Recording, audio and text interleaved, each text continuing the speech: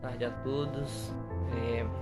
Essa tarde eu vou trazer mais uma palavra aqui que se encontra aqui no Evangelho de Mateus, capítulo 11, do versículo 3 ao 6, que diz assim: O Senhor é realmente aquele que nós estávamos esperando, ou devemos continuar esperando algum outro?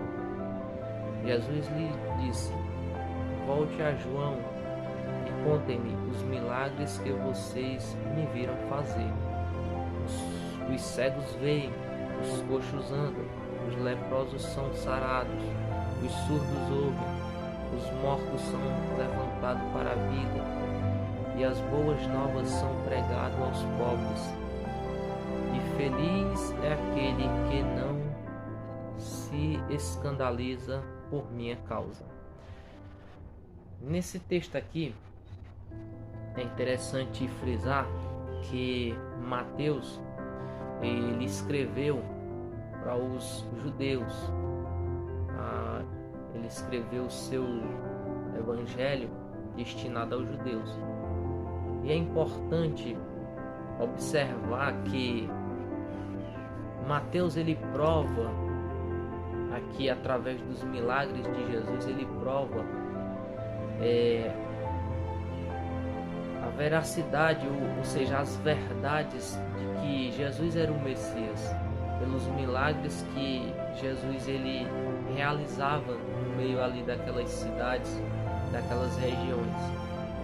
E quanto mais Jesus realizava milagres através ali daquelas regiões, percebe-se que o povo teve uma rejeição, ou seja, foi declarado automaticamente uma rebelião contra o próprio Jesus, por ele fazer milagres, por ele realizar exatamente o que estava escrito no Antigo Testamento.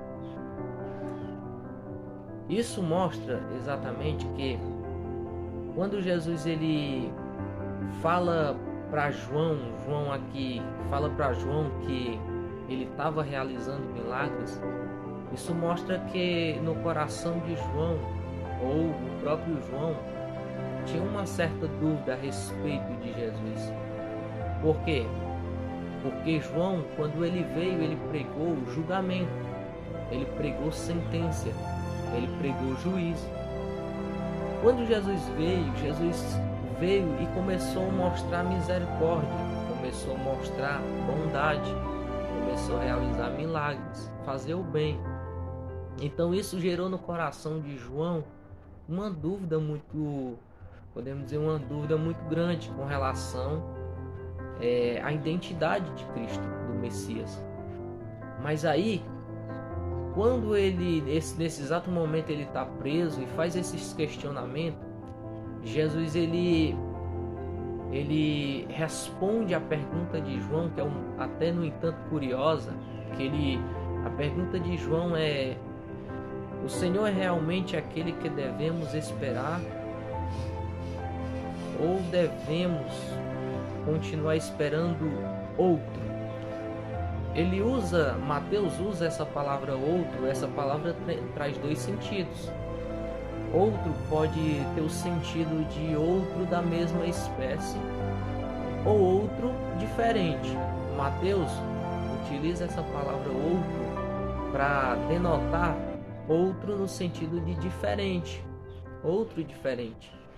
Mas João ele utiliza essa palavra outro para identificar outro da mesma espécie, como foi no caso do Espírito Santo.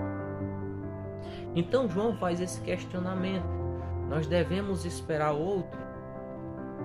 E a resposta de Jesus, que João ele enviou 2 dos seus discípulos, a resposta de Jesus para os seus discípulos, os discípulos de João, foi uma resposta que eu achei muito interessante, a resposta dele. Ele manda os discípulos voltar e responder o seguinte para João, no versículo 5: Os cegos veem, os coxos andam, os leprosos são sarados, os surdos ouvem, os mortos são levantados à vida, e as boas novas são pregadas aos pobres. Feliz é aquele que, não se escandaliza por minha causa. Ou seja, a resposta de Jesus, ela estava condizente com as profecias proferidas por Isaías. Isaías capítulo 35, versículo 5 ao 6, Isaías 61, versículo 1, que exatamente essas promessas, essas profecias a respeito do Messias se cumpriam exatamente nesse momento. E Isaías também profetizou que o povo judeu iria rejeitar, tá? Em Isaías 8, 14 ao 15. Isso mostra essa resposta de Jesus para João. Ele mostrou exatamente dentro da Bíblia, exatamente o cumprimento da palavra de Deus.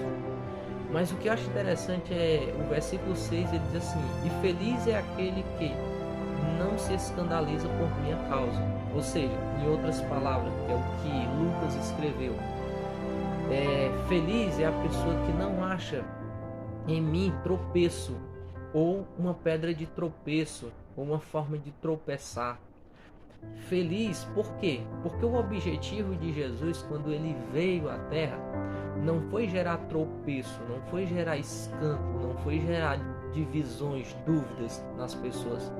O objetivo de Cristo aqui, nesses textos, foi gerar uma conciliação, foi gerar entre o homem e Deus uma conciliação, uma reconciliação entre o homem e Deus. Ou seja, foi fazer com que o ser humano achasse diante de Deus a paz, ou ter uma paz com Deus.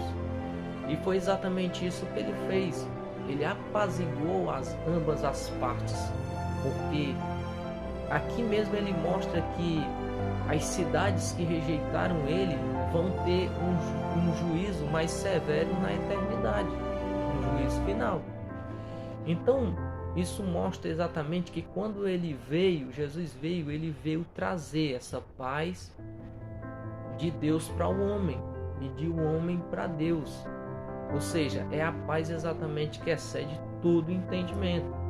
É a paz que só pode ser encontrada na pessoa de Jesus Cristo.